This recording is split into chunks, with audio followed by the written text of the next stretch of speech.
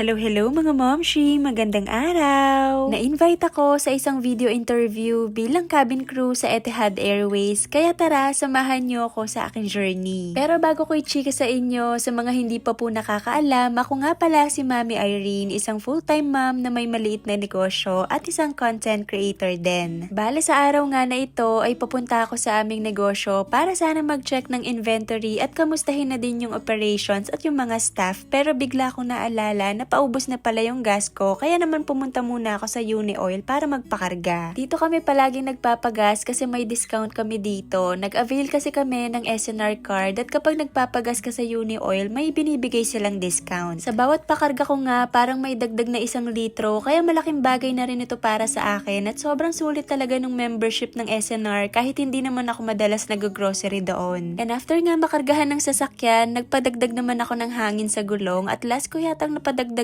ito nung first week pa ng January, kaya naman kailangan na talaga niyang padagdagan. Nagulat nga ako kasi sinabi ng attendant na may pako raw yung gulong ko at bumaba nga ako para i-check at nakita ko na 3 yung pako na nakabaon sa isang gulong at halos magkakatabi pa nga. Kaya sinabihan niya ako na mas maigi dalhin ko na daw ito sa vulcanizing shop at magdahan-dahan na lang daw ako sa pagmamaneho kasi baka anytime may magkaroon ng problema sa gulong. Buti na lang talaga nakita nung attendant yung mga pako kasi literal talaga na hindi ko alam, kaya sobrang thankful talaga ako sa kanya at hindi pa nga ako bumiyahe ng napakalayo. Dumiretso nga agad ako sa pagawaan, mabuti na lang at meron namang malapit na vulcanizing shop dito at pinacheck ko na nga rin yung mga ibang gulong para safe. 30 minutes din yata ako naghihintay dito kasi madami silang ginagawa, buti at naisingit naman nila ako kahit papaano. So after nga magawa ng gulong, pumunta naman na ako ng munisipyo dito sa amin kasi magbabayad ako ng amilyar para sa aming bahay. Pagdating ko doon, kumuha lang ako ng ticket number at naghintay lang ng konti. Mabilis lang naman yung naging proseso at nung pag-check nga, 2 years na nga daw yung hindi ko pa nababayaran sa amilyar ng aming bahay. Kaya naman binayaran ko na ito ng buo. Nung natapos na nga ako, dumiretso na ako sa aming business at ang nakakatawa pa nga,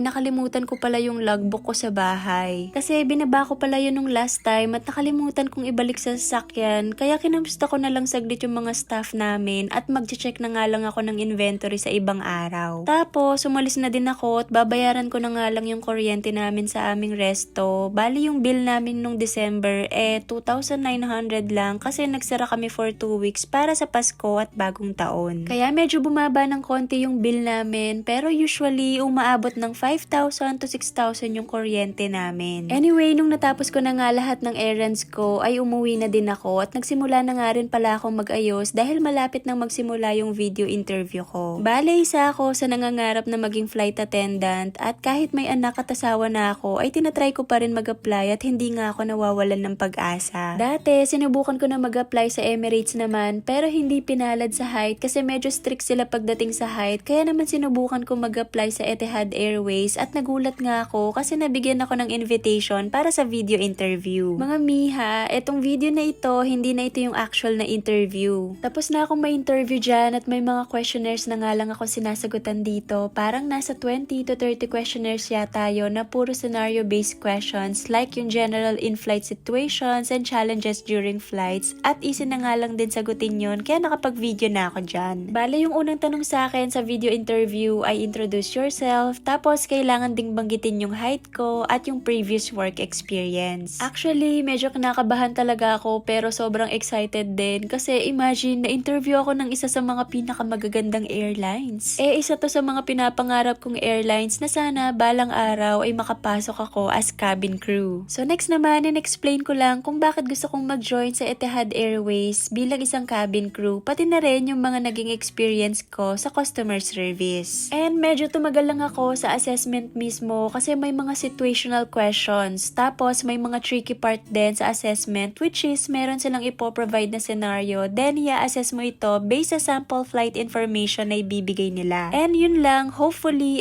maging maganda yung resulta. Kahit may pamilya na ako, pinili ko pa ring mangarap. Hindi ako tumigil kasi ang pangarap walang expiration date. May mga pagkakataong hindi pinalad, may mga pintuan na nagsara, pero may mga bagong pagkakataong dumating. Katulad ng interview ko dito sa Etihad Airways. Kinabahan ako, oo, pero mas nanaig yung paniniwala na kung para sa'yo, darating at darating. Kaya para sa lahat ng nangangarap na katulad ko, huwag kayong takot sumubok ulit. Hindi hadlang ang sitwasyon, basta may tapang, tiyaga at paniniwala sa sarili. Yun lang, Momshi. Bye!